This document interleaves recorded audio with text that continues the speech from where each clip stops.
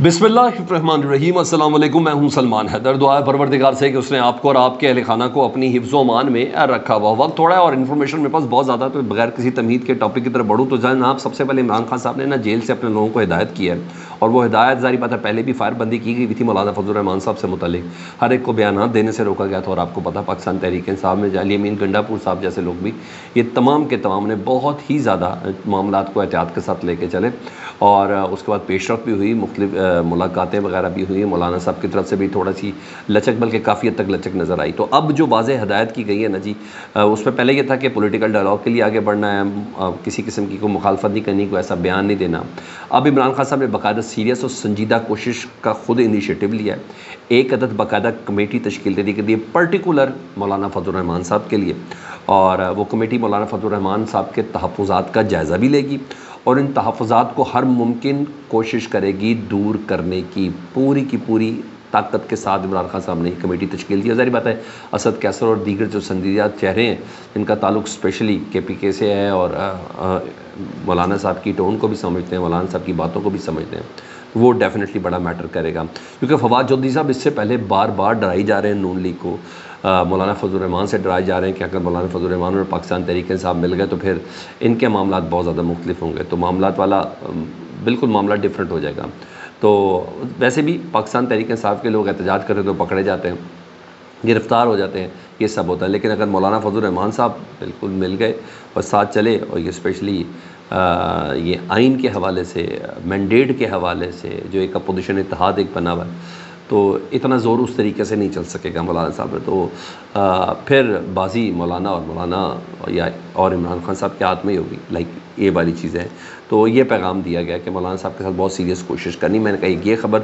दूसरी उधर मैच के दौरान, यानी इस वक्त मैच पड़ा, तो इमरान खान साहब ने अपनी टीम का बैटिंग ऑर्डर चेंज किया, और वो बैटिंग ऑर्डर भी पार्लियामेंट के अंदर चेंज किया गया, और अपनी यंग टीम उतारी है इमरान खान साहब ने। ठीक है, जहाँ तजर्बेकार लोग थे उनको दूसरी ज़िम्मेदारी दी गई है, जहाँ यंग टीम की ज़रूरत थी वहाँ वो उतारी गई है, और ये भी बता दिया कि जो मुखलिस है, जो बुरे वक्त में पार्टी के साथ चला है, सबसे पहले उसी का नाम है, वो नाम ही, वही कारकर्दगी सबसे बड़ी है। तो पार्लिमानी लीडर बनने के लिए अच्छी खासी लॉबिंग चल रही थी, सुन्नी इत्तेहाद कौंसिल के सरबराह के हवाले से भी थी, उससे पहले शेर अफजल मरवत साहब का भी नाम था, मुख्तलिफ चीज़ें थी, ज़ैन कुरैशी साहब का भी नाम था। तो इमरान खान साहब ने संजीदगी और वफ़ा को मेयार दिखाया, और ज़रताज गुल साहबा को पार्लियामेंट में, यानी कौमी असम्बली में पार्लिमानी लीडर उन्होंने नामज़द कर दिया। और कोई शक नहीं है, अपोजिशन लीडर के बाद पार्लिमानी लीडर ही की पोजीशन सबसे ज़्यादा मजबूत होती है, इसकी बात को कोई नहीं काट सकता। यानी इसका स्पीकर इनके इस्तेहकाक को थोड़ा सा ज़रा प्योरीफाइड और प्योरिटी के ऊपर रखता है, तो ये ज़रा चीज़ होती है। तो पार्लिमानी लीडर का ओहदा दिया जी ज़रताज गुल साहबा, जेल भी काटी, मफरूरी भी काटी, और पता नहीं बहुत सी उनकी चीज़ें, कुर्बानियाँ, तो केसेस हैं काफ़ी जो उन्होंने भुगते, तो उनका बहुत अहम होता है। ठीक है, इनकी आवाज़ को दबाना इतना आसान नहीं होता। ज़ैन कुरैशी साहब को डिप्टी पार्लिमानी लीडर बना दिया गया, शाह महमूद कुरैशी साहब के साहबजादे को। अहमद चट्ठा साहब वज़ीराबाद वाले हैं, इनकी भी काफ़ी कुर्बानियाँ हैं, इन्होंने क्रैकडाउन बड़ा भुगता है और मारे शारे भी खाई हैं। तो बहरहाल उनको भी डिप्टी पार्लिमानी लीडर बना दी गई है, 3 अपॉइंटमेंट की गई है। पूरा पैगाम दिया गया है कि बुज़ुर्ग जहाँ चल रहे हैं वो चल रहे हैं, हाँ यंग लोग मैंने खड़े कर दिए, चलो करो मुकाबला, इधर यहाँ ये पोजीशन चल रही है। उधर इमरान खान साहब ने कौम के नाम एक पैगाम भेजा, रात को था लेकिन बहुत देर से पाकिस्तान तहरीक इंसाफ ने उसको अपलोड किया, और उसकी बड़ी अहम तफसील है जी। ट्विटर से एक ट्वीट हुआ, वो अलहदा से, जो मैंने आपको सुबह के व्लॉग में बता दिया कि FIA मुझसे माफ़ी मांगे, लेकिन उन्होंने जो चीज़ें ऑन की हैं वो आपके सामने होना ज़रूरी है। यानी उन्होंने सबसे पहले कहूँगा घबराना शबराना नहीं है आप लोगों ने, और बहुत अहम तफसील है, और जो उन्होंने कौम के नाम पैगाम भेजा, और बड़ा वाज़ेह पैगाम है। और इमरान खान साहब कहते हैं कि कौम खुद मुख्तार और गैरतमंद कौम है मेरी, हमें अपने अंदरूनी मामलात में मुदाखलत बिल्कुल कबूल नहीं है। ये साइफ़र से मुतल्लिक़ बात कर रहे हैं। उन्होंने कहा साइफ़र दर हकीकत जनरल बाजवा साहब को भेजा गया था, बड़ा कैटेगोरिकली क्लियर, जितने अवाम तमहीद खान साहब उस पर नाम देते हैं फिर वापस हो जाते हैं, उस पर नहीं, उन्होंने पूरी टाइमलाइन दे दी उन्होंने। इसको ज़रा गौर से सुनना। उन्होंने कहा साइफ़र दर हकीकत जनरल बाजवा साहब को भेजा गया था अमेरिका की तरफ से, ये डोनाल्ड लू की तरफ से बता रहे हैं। उन्हें जनरल बाजवा साहब को भेजा गया था, उसका मुखातिब कोई पॉलिटिकल हुकूमत, गवर्नमेंट या कोई पॉलिटिकल अहदेदार नहीं था। जनरल बाजवा को भेजा गया था ताकि वो اس کے مطابق میری منتخب اور جمہوری حکومت کو ختم کر سکے. ٹھیک ہے، یعنی سائفر کا ڈونلڈ لو کا جو مخاطب تھا وہ جنرل باجوہ صاحب تھے. جنرل باجوہ نے اپنی مدت ملازمت میں توسیع کے لیے کیوروں سے ساز باز کی.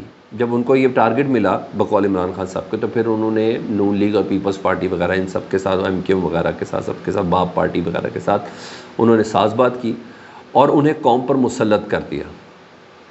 ایک چیز انہوں نے یہ کلیئر کی. دوسرا، انہوں نے اپنے ٹویٹر اکاؤنٹ سے متعلق انہوں نے مزید اونرشپ لی. انہوں نے کہا ٹویٹر اکاؤنٹ پر جاری ہونے والی پوسٹ کی میں مکمل ذمہ داری قبول کرتا ہوں، لیکن جیل میں ہونے کے بعد جو اپلوڈنگ تھی نا ویڈیو کی، وہ میں نہیں دیکھ سکا، مجھے نہیں دکھائی گئی تھی. آج میں نے وہ ویڈیو دیکھ لی ہے. ایف آئی کی ٹیم آئی گی، انہوں نے وہ ویڈیو دکھائی نا، انہوں نے کہا آج میں نے وہ ویڈیو دکھائی ہے، میں نے دیکھ لی ہے. وہ حمود الرحمان کمیشن کے مندرجات پر مشتمل ہے.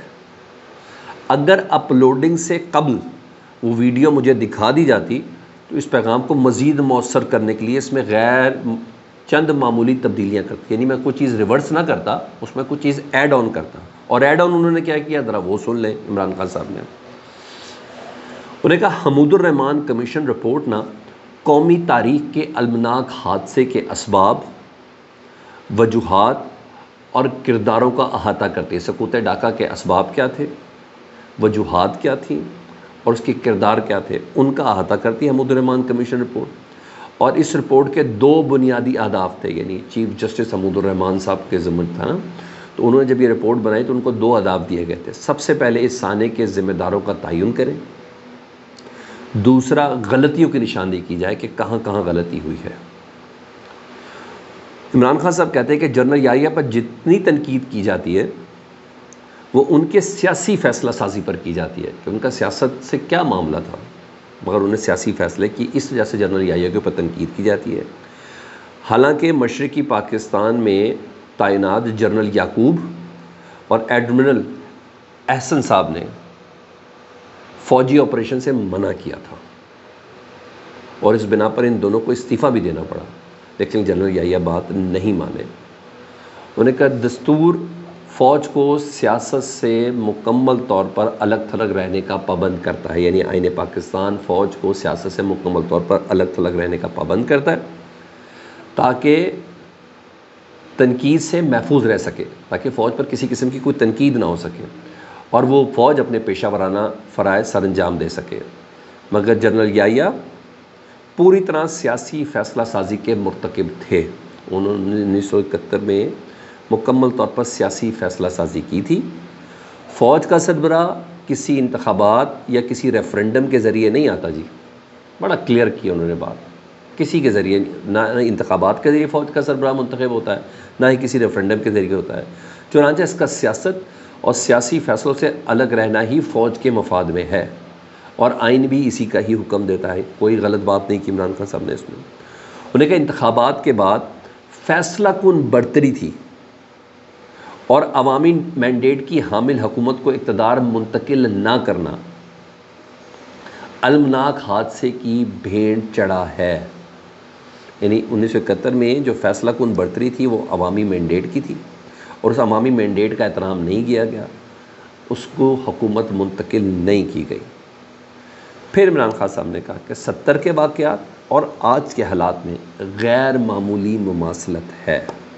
پورا مضمون لکھ دیا جی عمران خان صاحب نے. اس سے جس نے جتنا استفادہ کرنا ہے، اس کے جتنے پیرائے پہ جانا ہے، جو ان سی ایف آئی اے یا ایف آئی آر ڈالنی ہے وہ اس کے اوپر ڈال دیں.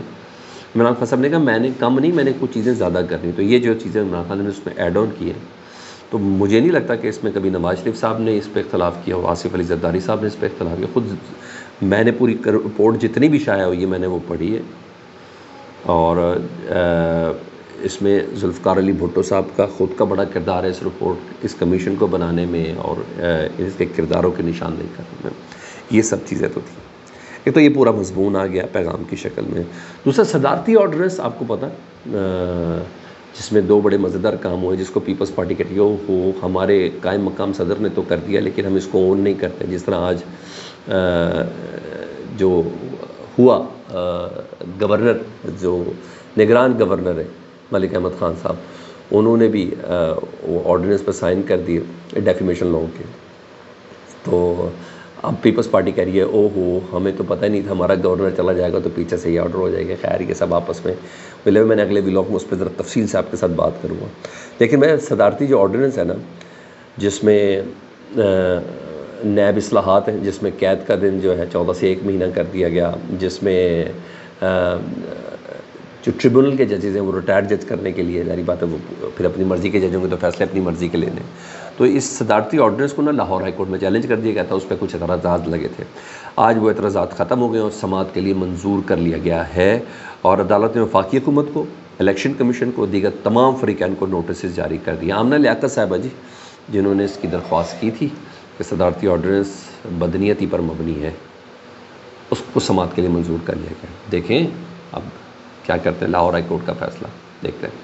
فیڈ بیک سے متعلق ضرور آگاہ کریں. اپنا بہت خیال رکھیں. اللہم صلی علی محمد و آل محمد.